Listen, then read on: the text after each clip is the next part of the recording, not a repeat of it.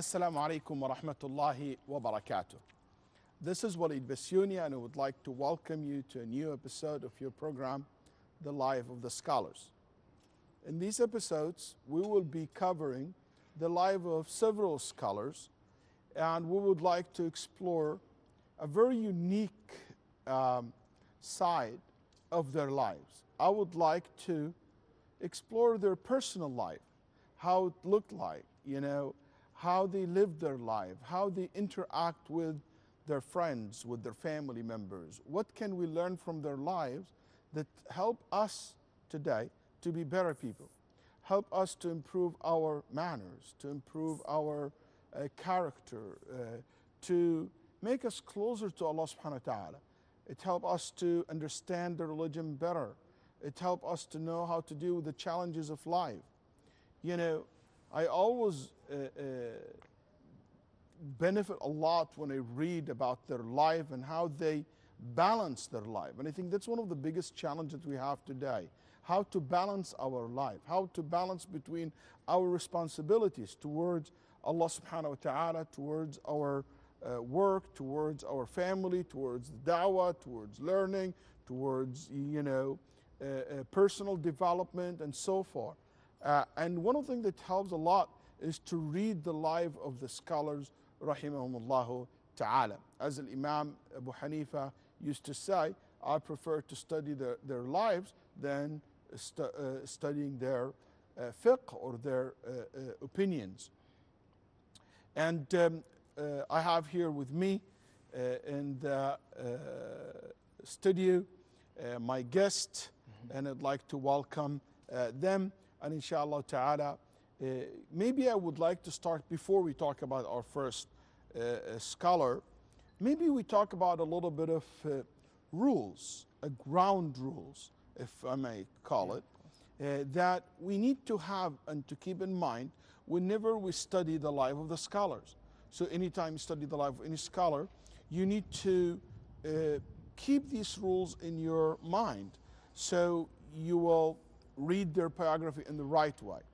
And let me start with one important rule, which is anytime you want to study history, okay, you always go back on time and you look forward.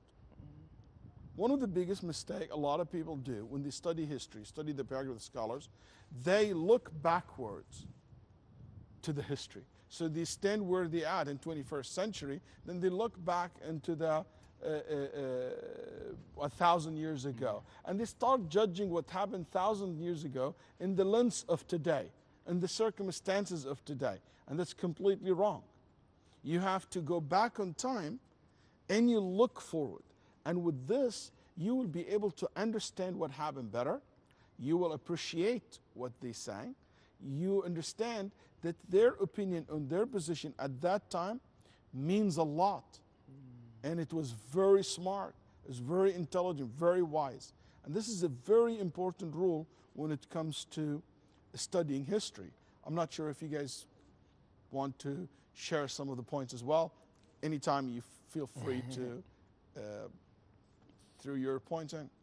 I think, one that's kind of comes to mind immediately is that these are people who are individuals with personalities, and they are in a context. And I think, just echoing what you said previously, is that they are in that context, and they are a product of their environment.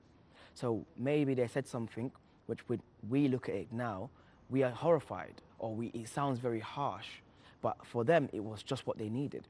And I feel with that in mind, when I hear all the stories of the scholars, I'm going to be keeping on with that lens that, okay, maybe it sounds harsh to my postmodern mind, but what does it mean to them? Why did they say it? What were the circumstances that led up to that moment?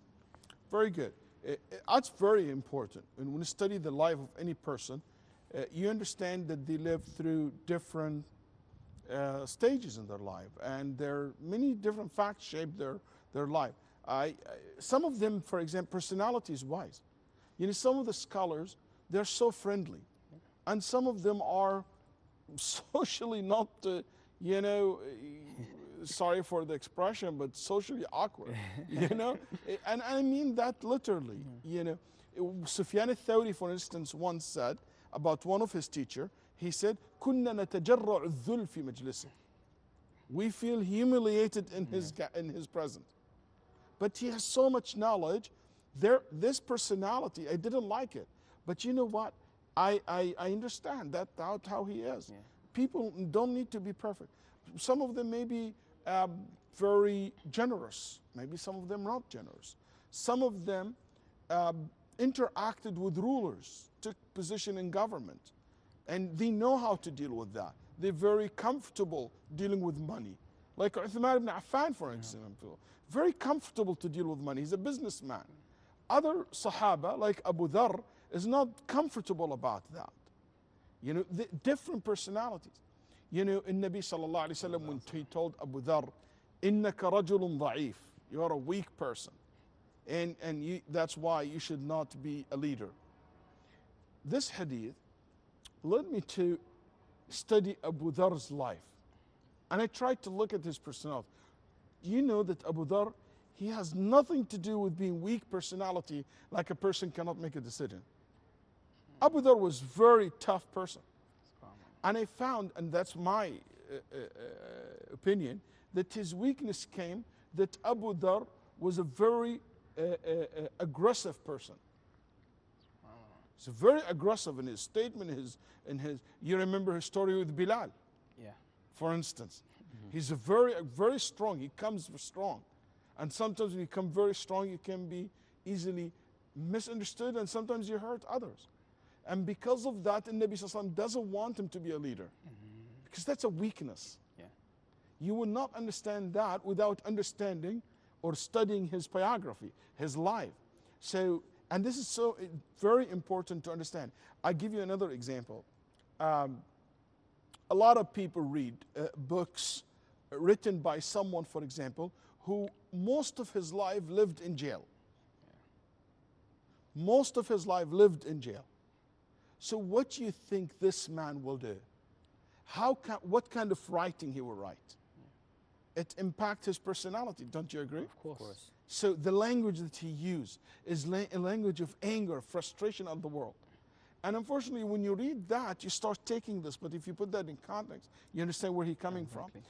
If you read, for example, some scholars are so harsh in their words against leaders.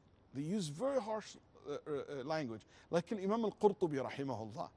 But you know, because he saw this beautiful country of Al-Andalus falling apart in front of his eyes.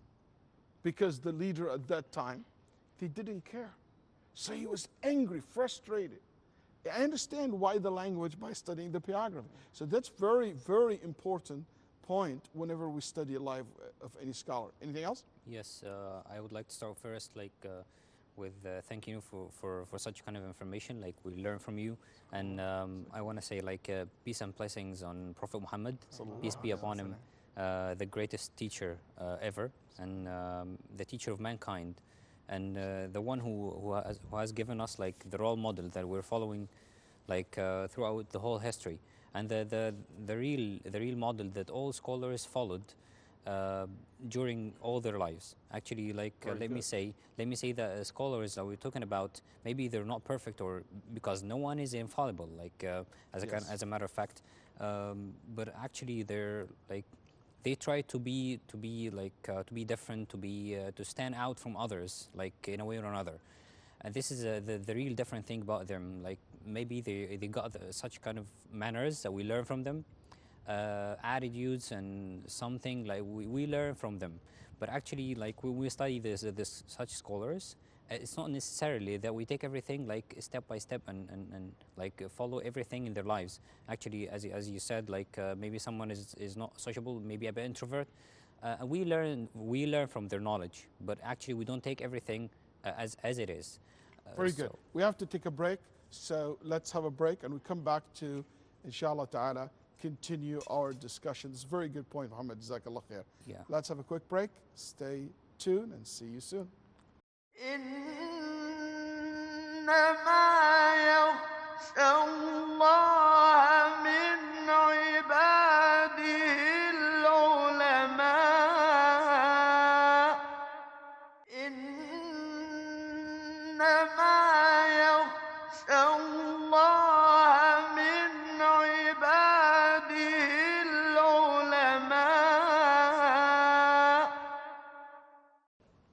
Assalamu alaikum wa rahmatullahi wa barakatuh. Welcome back to your program, The Life of the Scholars. We're talking about some ground rules that we should be aware of whenever we study the life of the scholars. And hopefully these ground rules and these principles, we will mention some of them even during the study of the life of the scholars that we're going to cover, inshallah ta'ala, during this program. Muhammad was saying earlier a very important point, if I can summarize what he said, that whenever we study the life of the scholars, we have to keep in mind that they are role model, but they're not a source of legislation. We don't drive rules from their lives. For example, if I hear that Imam Ahmad rahimahullah used to pray every day in the morning 300 rak'ahs. 300 rak'ahs. Wow. Every single day in the morning. That's why Ibn Qudama rahimahullah said, Allahumma rzuqni salat al-Imam Ahmad. Ya Allah, give me the ability to pray like an Imam Ahmad. That's his morning prayer out, that's basically the daytime prayer. 300 rak'ahs, rahimahullah ta'ala. Nobody can say 300 rak'ahs is sunnah, or somebody take that story to learn from it a rule that, you know what, pray 300 rak'ahs. But with the manner of this story, that you should pray a lot in the daytime as well as in the nighttime. Many people talk about qiyam al-layl, but they forget about the duha, or the prayer in the daytime if you can, especially if you have a weekend and you have time to pray. And a lot of us didn't even think about that. It doesn't cross your mind. But when you read the biography of Imam Ahmad and you see that, or Ibn Qudama rahimahullah, maybe that will motivate you to pray more during the daytime. So that's the point. It's not something that you drive legislation from their statement or their actions. We take a general, basically, lessons from their life. So that's very important point. One of the things that I think is also important when it comes to the principle that we should keep in mind when we study the life of the scholars, that we should always look at their life searching from lessons, the positive sides. We should not focus on the negative. We should not focus on their mistakes. Maybe we will know their mistakes, maybe we will see the negative things, but just to learn from it, to avoid it, to know that they are human. But we should not be that the focus to basically expose it, because in Nabi sallallahu alaihi wasallam, قال من تتبع عورة أخيه المسلم, those who looking after people's mistakes, تتبع الله عورته. Allah subhanahu wa ta'ala expose the person's mistake. There is some people, when they talk about scholars, they only mention the bad things, they only mention the negative things about them. That's not right, it's not fair, as well as you don't only focus on their mistakes and negative things, and you completely disregard the good thing that they did. If there is something wrong they did, also is not right and fair, is to justify what is wrong because they done so much good. I have a rule I always say to my students. I said, a lot of people mix between the worldly ruling and the akhirah's ruling. And what I mean by that? I mean by that sometimes in the dunya, the person did something wrong, it deserved to be mentioned, and sometimes deserved to be punished for it, even though that person belonged to Jannah. So the ruling of the akhirah different than the dunya. That's why Nabi sallallahu alaihi wasallam, when he applied the punishment on the woman who fornicate, he said, and the man who fornicated with her, he said that they are in paradise, while they are basically experiencing and suffering the punishment in the dunya. Being in paradise, their tawbah being accepted by Allah, this is akhirah ruling. Did not stop us from saying that it was wrong, that is bid'ah, that's not correct, this opinion is rejected.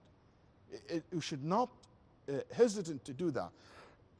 That's why, for instance, al-ulama rahimahumullah, they have the utmost respect for so many scholars and even maybe members of the Prophet's family, who at one point made ijtihad, made an opinion that it was not accepted, or some of the companions made an opinion that was not accepted. It was a wrong opinion. It goes against evidence in the Quran and Sunnah, and it caused harm to the ummah.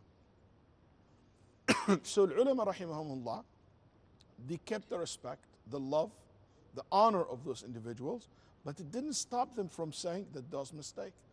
I remember once I was teaching a tafsir, and I come across a verse. So I mentioned somebody's comment on this verse, and I said, this understanding is unacceptable according to Ahl Sunnah wal Jama'ah. So one person became so angry at me and told me, you know that person that you criticize or you mentioned, he gave his life for the sake of Allah. So who are you to talk? I said, if he gave his life, may Allah subhanahu wa ta'ala reward him, inshallah, Allah give him the Jannah. But it doesn't stop us from saying that that's not a correct interpretation. That is not right. So we do mix between the two. Also not because he made a mistake in the dunya, you make him among Ahlul Nar. That's Yes, not not right. judging, Don't mix between the two. Yes. You be fair and just. And this is very important when we deal not only in the scholar of the past, but I think in the scholar of the present as well. It makes us balance in our views. One thing else I want to say, that al-ulama rahimahullah, when it comes to the story of the scholars, they didn't treat these stories the same way they treat the narration of the hadith. And I mean by that, they don't analyze the chain of the narrators and they authenticated it. They don't do that. Because Nabi sallallahu alaihi wasallam told us very interesting hadith. He said, "Hadithu an bani Israel wala haraj." Narrate the narration and the story of the children of Israel. And we know the children of Israel's stories doesn't have isnad, doesn't have chain of narrator. We don't examine the authenticity of it. It's just a story to take a general ruling from it, a general lessons from it. So if we can do this about the story of Bani Israel, we can do the story of Bani Muhammad sallallahu alayhi wa sallam and the Ummah of Muhammad sallallahu alayhi wa alihi wa sallam. This is something to keep in mind, because some people say, oh, is this the narration authentic? Imam Ahmad, is it? A lot of even people wrote books about that. A story about Imam Ahmad or Shafi is not correct. Unless the story carry or suggest a position, a fiqh position, or suggest a aqidah opinion. In this case, we will examine the authenticity of this story. Is it true or not? Like, for example, in a book of history, somebody said that Ibn Taymiyyah rahimahullah was giving khutbah al-Jumu'ah, and he said, Ibn Taymiyyah in the khutbah sat on the minbar, and he said, Allah sits on his throne like the way I sit on the minbar. That's very dangerous, because any person's claim that Allah like human, that's kufr. Did really Shaykh al-Islam Ibn Taymiyyah said that? So just not to read this in the book of history, now we need to examine the authenticity of the story. And we found out that's a fabricated story. Why? Because the one who said that, he entered Damascus while Ibn Taymiyyah in jail. The same year he entered Damascus, Ibn Taymiyyah was locked up in jail. So either this person saw someone else and he thought that this is Ibn Taymiyyah, or someone told him the story, because Ibn Taymiyyah had a lot of enemy at that time, and they spread rumors about him. So here we need to examine the authenticity of the story. I'm not sure if you guys want to share something else. Yes, let me say something here. I just want to ask, it's a kind of question, because like I'm not really sure about it. So when we study the biography of a specific scholar, or like somebody like from the followers or companions, I just want to ask, like, what about the old opinions of such scholars? Are we gonna follow them like as they are, or just how can we like make sure of something like that? So are we gonna admit it? Like, you know, whenever we study scholar, or we always look at their methodology, look at the theme of their life. Like, we don't look at their individual acts as much as we see the trend. So the trend is that they're pious, they're righteous, they care for their akhlaq, for their manners, they care for their family. You know, they were not living off people's help. They work, they earn their money. They use trade. Some of them have real estates, like Sufyan al-Thawri, rent stores and properties. Some of them own hotels, so, rent places for people to come and live in it. So we look at the trend, the general, basically, we look at their general life and we learn from it. The methodology, the thing that they agree upon. You see, all the ulama, rahimahumullah, for example, cared for improving their relationship with Allah while they care in the same times to have a good manners with people. That's a common theme of all the scholars. So that's what we look for. We're not necessarily looking for the individual act of each and every one of them. Yes. Do you have something else you want to say? Just to kind of echo what you previously said was, and I am reminded of the story of Imam Malik rahimahullah. He said there are many people in Medina who have not many faults, but they look for faults in others, therefore people find fault in them. Very good. And many people in Medina have an abundant amount of faults, but because they didn't find fault in others, no one found fault in them. And I thought that that's going to be my kind of approach to this study. Nice, very well said. So, can you say that again?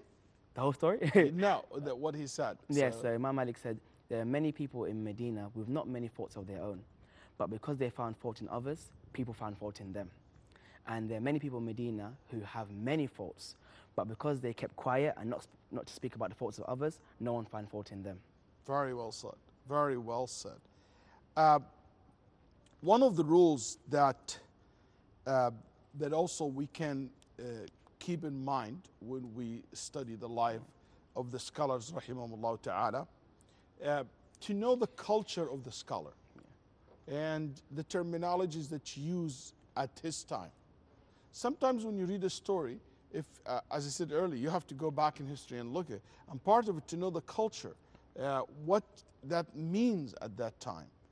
For instance, when you read a story about slaves and slave girls and stuff like that, you need to understand that this is culturally something accepted. You know, multiple marriages or polygamy, something was commonly accepted at that time. In a way, this is how the culture is.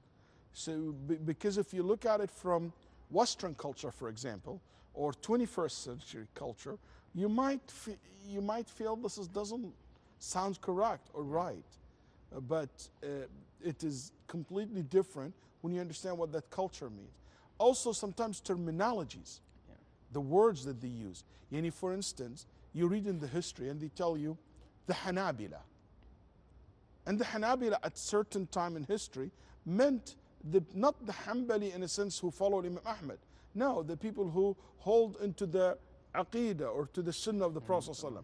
That's why some of them would say, I'm Hanbali, and he is in fiqh Shafi'i.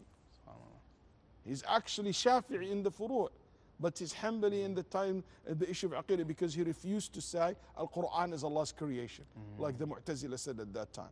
So you have to understand basically the time what that terminology meant. Like the word Sunnah meant in many times, it means the article of faith, not the hadith, not the Sunnah versus fiqh, or the Sunnah versus wajib, for example, obligatory. So you need to understand that while you're looking into the books of the scholars, rahimahumullah ta'ala.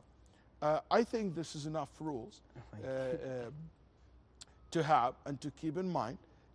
Maybe if there's anything I say quickly before we finish, that always keep in mind, if you read something that is controversial, doesn't sound right about scholars, don't judge him quickly. Look at the rest of his life so you can understand what is mutashabih, which is unclear, to what is clear, to what is consistent in his life. So you can be fair and just with him or with her. Inshallah ta'ala, looking forward for the next episode to go deep into the subject and start looking and digging and learning from their life. So hopefully, inshallah, to see you soon in the next episode. I would like to thank you all for watching our program. Thank you for being here today. Thanks so much. And to all my viewers, to all the people in the studio, from the bottom of my heart, Jazakumullah khair. Looking forward to see you soon. يستوي الذين